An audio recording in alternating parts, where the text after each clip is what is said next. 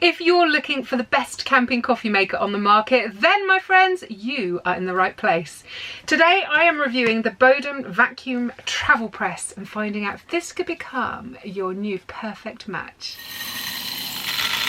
Hey, thanks for joining me. My name is Jane Sarche. I write recipes for a living. This is Myrtle, my gorgeous camper van, and it's together in this tiny kitchen that we bring you guys awesome one-pot camping recipes.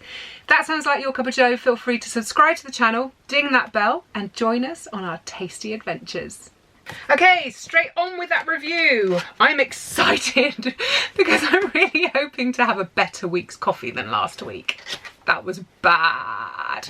So in here we have this cup, coffee maker, and kind of flask as well, all in one.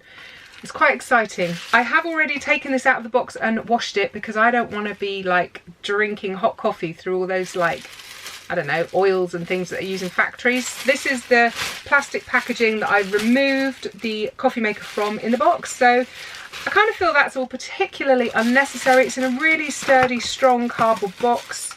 I don't know why brands feel that they have to put their products into plastic inside a sturdy box, but there you go. Who am I to question? So inside, what do you get?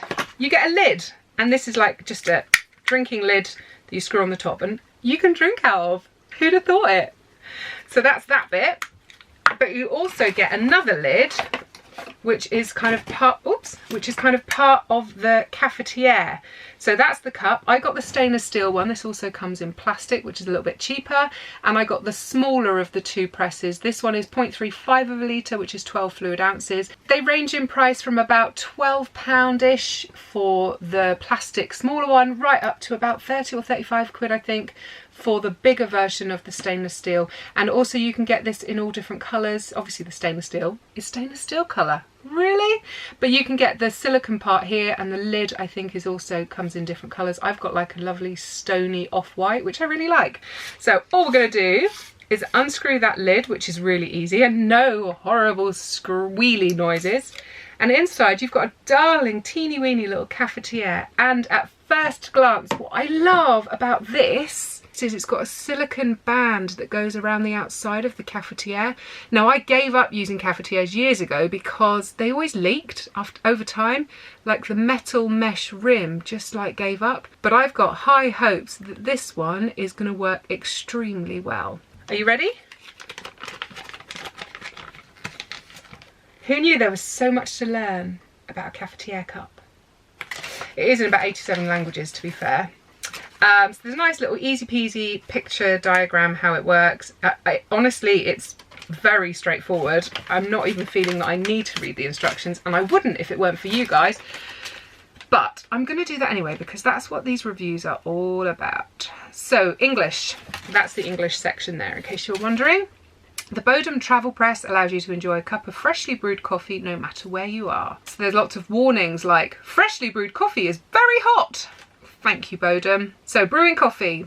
Oh, that was something else I should mention. On the bottom it's a silicone band as well, which is going to make it a little bit more sturdy if you're on uneven ground, that kind of thing. I really like that. Nice touch, Bodum. I like it. So place the travel press on a stable non-slip surface. Turn the cap counterclockwise to remove the plunger. Oops, I've got ahead of myself. So after removing the cap and plunger, put coarse ground coffee into the travel press. Use coarse grounds only. Finer coffee grounds will create problems when pressing and cleaning. Too much coffee will prevent the plunger from being fully depressed. Aww. And it will not snap into place. Bodum recommends 1 tablespoon of coffee for each 0.1 of a litre of water. That sounds like a lot. Like it's 0.35. Okay. Adjust the coffee to water ratio to your own personal taste. Okay, well that's all quite straightforward. Now I do like the fact that it's told me specifically what kind of grinds it wants me to do, and I have just freshly ground my coffee as always. And as I said in last week's video, I'm going to be using the same coffee beans for continuity across all of these reviews. So I'm using the Owen's Organic Coffee, which this is a lovely little roastery in Ivybridge in Devon. They're a wonderful company. If you're down in Devon, do pop in. They've got like a little takeaway bar in there and you can kind of glimpse into the roastery, and it's all very cool. It's very steampunky. I like it. Really lovely little company. So please do go and find their details down below in the description box if you'd like to find out more about them. And no no, we are not sponsored by them. I like them. So I'm giving them a big fat hairy shout out. So I do like that it's told me to use coarse grind, but also that it's told me why. Because I need to know that. That's important. It helps me learn and it helps me get the best out of my product. So ka-ching, Bodum, I like. Right, let's get this kettle on and then I'm going to follow their instructions and see how we get on. My lovely wooden coffee scoop that Johnny carved for me, I don't know exactly what that is in tablespoons. So I think what I'm going to do is use the same amount of coffee that I like to drink in an AeroPress. And then over the course of this next week, what I can do is I'll obviously be doing it in the kitchen at some point, so I'll be able to measure it properly. I'll do it their way, I'll do it the AeroPress way, and I'll come back to you next week and tell you what works. So we're going to drop the spoon, and then I'm going to pop in 2 of these. It's not actually very much. A little bit extra for good luck. Okay, we're boiling. Let's turn that noise off. Okay, that's got to be 30 seconds. So we're going to pour it in on top of there to 1 inch from the top. I reckon that's 1 inch. Okay, then they're telling me to give it a stir. A teaspoon would not work for this. You would need a longer spoon like this, like a dessert spoon. Then you have to make sure that this clip that covers the drinking hole is closed. Presumably that's to stop you getting burnt by hot water. And then you put the cafetiere filter, I guess that's called, in, and then leaving it up, and then you turn the lid until it's tight. So far so good. Right, now we've got to wait 4 minutes. Annoyingly, I don't appear to have a phone on me. When does that ever happen? So I'm gonna have to guess 4 minutes. Sorry, Bodum. Another thing to note is that this flask is double walled, so it's got this layer of stainless steel, but then it's got another internal layer of stainless steel, which means I can't feel any heat through here at all, which is really good news if you like scalding hot coffee but you don't want to drink it in like 12 seconds, because that is really going to insulate it well. It is insulating it well, and that coffee is going to like stay hot for ages. Okay, so now the 4 minutes is up, and all you do is press that down until it clicks.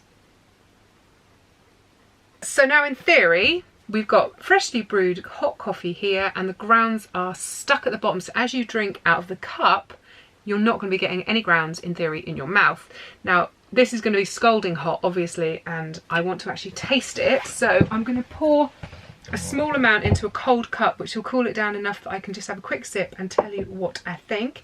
And as always, I'm using my beautiful handmade Natalie Bonnie mug. Check down in the description box below to find out more about her. So at first glance, doesn't look anywhere near as strong as last week's coffee. It looks great. It looks like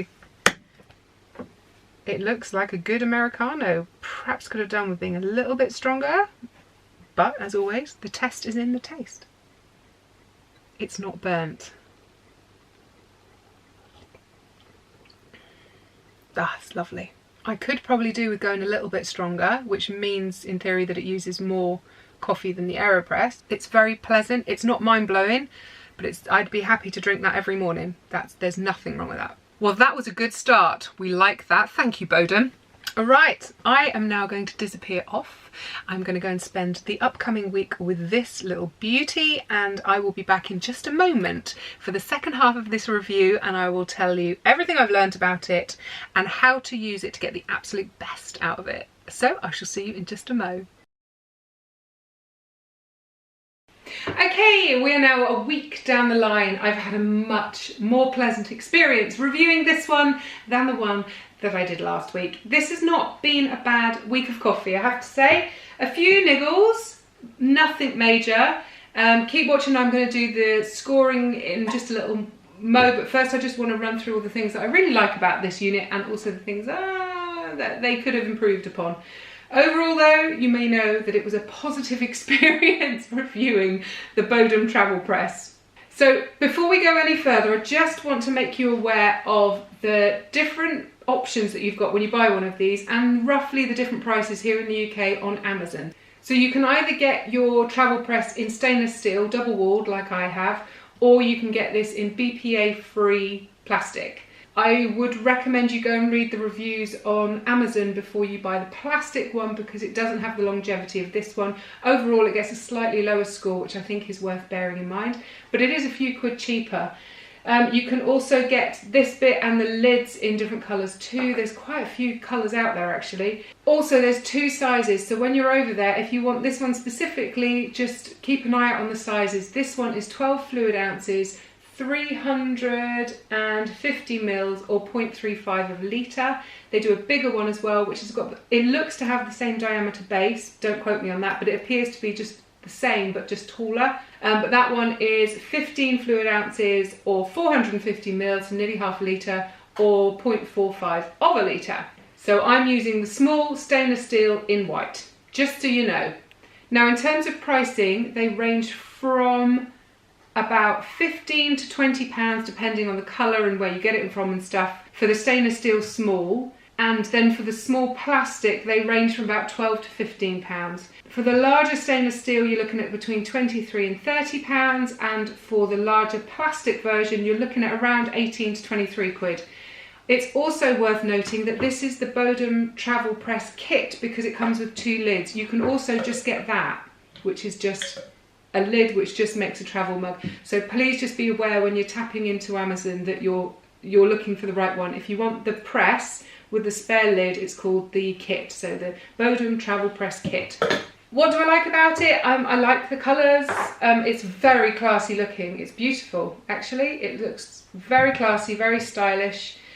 It's very comfortable to hold. It doesn't get at all warm on the outside of the double wall, so you know that you're holding all that heat in there. That in itself actually could turn into a slight downside because it takes ages for black coffee to cool down enough to drink.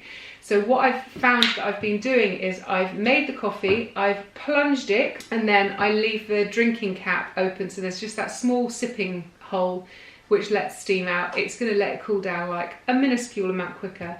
It just means I have to make my coffee earlier than I want it. Now, I'm going to be recommending this for people that commute, or those that do long drives like truckers, or those that do road trips, because it holds the coffee hot for so long. If you're one of those people that's just like, I don't know, you either get distracted by stuff, or perhaps you've got young kids and you go out to drink your coffee and it's cold, then this could be a really good option for you because this stuff stays scalding hot. Now don't forget, I drink mine black. I don't add milk, syrup, sugar, creamer and stuff. If you do, then you're going to need to leave me comments below if you use this or if you've tried this and you want those extras in your coffee, because I'm a little bit confused as to how that works. So bear with me. You've put your coffee grounds in here, you've topped up with hot water, you put your cafetiere press in, and make sure that's straight. One day I don't think I did that straight and I did get grounds in my coffee. So keep the little cafetiere press flat, then put your lid down. Then you leave it for 4 minutes, then you press. So you've got all your coffee trapped at the bottom and you've got your drinkable coffee on top. Now how do you get your sugar in there? Your cream in there, your milk in there, your sweeteners, or I mean, if you do that, then you are risking the option, if you don't come up exactly straight, of flicking kind of grounds out into the drinkable part of your coffee.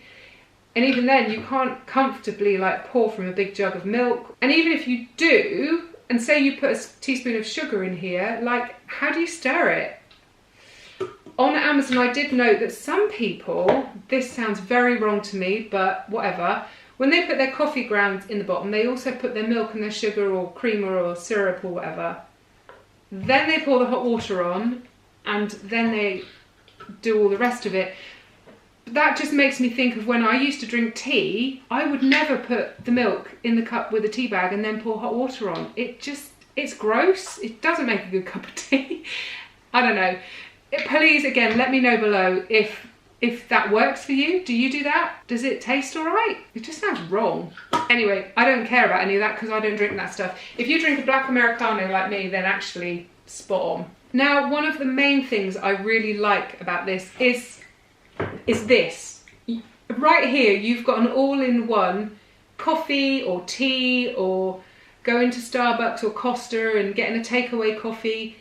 You've got all the options here. If you live in a small house, if you live in a camper van, or if you travel in a caravan, or if you just don't like clutter, then I reckon this could be a real good contender, because this is all you need. Yes, it only makes coffee for one person, let's not forget that. So if there's 2 or 3 of you, you'd need one each in theory. But actually, this is it. It's a coffee maker, it's a travel cup, it's good looking, I would imagine it's going to last well. It is dishwasher safe. It's worth noting that the width across there is 7 centimetres, so do please go and measure your cup holders in your car or van or whatever if you think that might be an issue. The rest of the dimensions are, it's 19 centimetres tall at the highest point, and it's 8 centimetres wide at the widest part. It weighs in 352 grams with the plunger lid on, so with the cafetiere press on. However, with the travel cup, so just the stainless steel part and this lid, it weighs in at 325 grams. Okay, 1 or 2 downsides that I would like to mention is when you have made your coffee, you've plunged it down, you've locked that in place, what I would assume to be happening is that the filter part has pushed right down and trapped the grounds in the bottom, which it does, but it doesn't push them right down. It seems to be like leave about an inch or so of room in there, which is fine, except you're trapping water in there. Now every time you take a swig, that rocking action presumably is going to be flushing that coffee from here through the grounds, and the stuff is going to become over extracted at the bottom. Now, I personally have not noticed a difference in taste from the beginning to the end of my cup of coffee. It might be that I just have a very plain palate. I can't taste the difference. I would love to know in the comments if you can. I kind of imagined that the grounds would be trapped, the brewing would completely stop, but I can't see how that would happen. And also having that bit of water in there is again annoying when you come to clean up, because you first have to dribble the water out into your sink and some of the grounds go out, and then I've got my grounds and I need to, so I don't love that bit. Okay, now let's give it some scores. I think this is my favourite bit.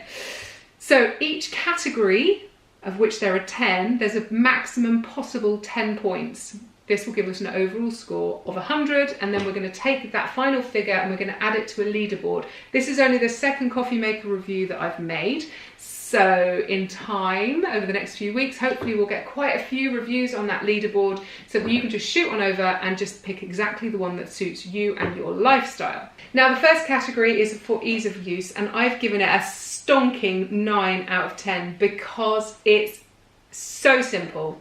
And I like simple. It soothes my soul. There's nothing tricky about this, apart from possibly, let's move on to the ease of cleanup. This is the only bit that really, well, was a bit like, nah. And to be honest, you'd get that with any cafetiere, because as soon as you've drunk your coffee, you've got all the grounds left in the bottom. It's not very easy to get them out. Yes, if you don't mind pouring them down the sink, you can splash some water in there from the tap and then just pour and they'll disappear down your drain. I live on a farm, I'm into gardening, I don't want to waste those coffee grounds, I want to save them, I want them to go in my compost bin. But trying to whack this against the side to spit them out, or hitting on the bottom, I couldn't get them out, and it was just actually, it was quite annoying. Anyone that's ever used an AeroPress will know you just bash the top of the plunger and they just shoot out into like a little puck straight into the bin or the compost bin. It's really, really easy. So ease of cleanup, I'm only giving a 4 out of 10. But I would say that with any cafetiere. I'm not marking this particular one down because of it. It's just, it's a cafetiere thing. Quality of brew, I'm going to be very generous here and give it a 7. Now, the reason I say that is because I've never really enjoyed cafetiere coffee, but that could well be me. The coffee that I made in this was entirely drinkable. I would be happy to drink it every day, but it doesn't make the best cup of coffee I've ever had. So I'm giving it a 7 out of 10 because apparently the majority of coffee users use cafetieres at home, in which case that's kind of beside the by. This is just my own personal little bias. But like I say, the coffee was perfectly acceptable. It wasn't bad in any shape or form. It wasn't brilliant. Like, you know, every now and then you get a cup of coffee that just blows your mind. I would not expect to get that from this. Value for money, bearing in mind that this one cost me, what did we say, £16? Oh, brilliant. I was really generous here too. I gave that an 8 out of 10. I love it. In theory, this is going to last for a very long time. Whether you can get replacement parts, like obviously this bit here is going to last forever. It's double walled stainless steel. It's there to stay. How long these lids last and that hinge part on the clicky bit, like, that is quite a weak point on the design, I guess. Can you get replacement parts? Can you get replacement filters if this for some reason degrades? Can you get, like, if you lose your travel cup lid, can you get a replacement one of those? These are questions I do not know the answer to.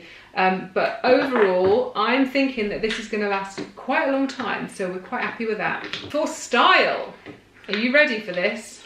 I'm in a very good mood today. I'm giving this 10 out of 10 for style. I think it's beautiful. It's not girly, it's not like overtly masculine, it's not ugly. It's like some things are just really, they're not very stylish. This isn't one of them. I think it's beautiful. And the fact that you can get so many different colours to match your kind of style or to differentiate yours from your colleagues or your partners or whatever, I think it's beautiful. It's really, really well made. Get me giving a 10 out of 10.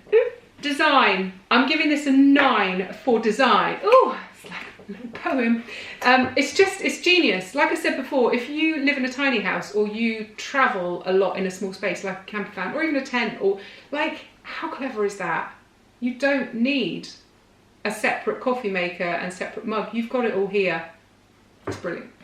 I'm impressed. Durability, I'm giving an 8 out of 10. There are a couple of question marks, like I say, on the hinge, on this part particularly, and in some of the older reviews on Amazon, I noticed that people were having trouble with the lid. Whether that's going to become a weak point over time as well, I don't know. Oh, and I'm talking about the lid. In the first half of this review, I referred to this as being a travel cup, a coffee press, and also a flask. It's not. This is not watertight. Please don't expect to be able to throw this whole thing in your bag on its side. Coffee will leak out in here. When it comes to waste, I've given it a whopping great big 9 because there isn't any. In the box, there were those 2 plastic bags. Hopefully Bodum are listening to this. If they are, why put plastic bags in the box? We don't need them, we don't want them. Thank you very much. I mean, this is it. There's no filters, there's no batteries, there's no pods, there's no nothing. It's good so long as these lids last. Like if this only lasted 2 months or something, then obviously I've been way too kind with that score. Weight and storage is, again, I'm being very kind. I'm giving it a 9 out of 10 for weight and storage because it is one bundle. That's it. In theory, I could go away in Myrtle the camper van with just this. I could drink my hot drinks out of this. I could drink my cold drinks out of this. I could drink soup out of this. I could make my coffee in this. It does everything in a very simple, very minimal and very elegant way. Wow factor, I mean, it's beautiful, so I'm giving it an 8 out of 10. But I mean, anyone that saw that just would think it was a coffee cup. You wouldn't actually realise how damn cool it was until you kind of pulled all that apart. But wow factor, yeah, I like it. It's made me happy.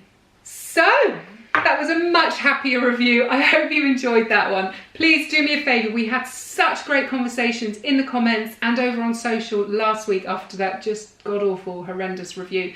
Please, please, please go and jump into the community and tell us which coffee maker you use when you're out and about, whether you're into camping or fishing or bushcrafting or, I don't know, ultralight backpacking, whatever your thing is. Please let us know in the comments what you swear by, what you think I should be reviewing next. Is there something out there I haven't heard of and that I need to review on this channel? That's the stuff I want to be hearing.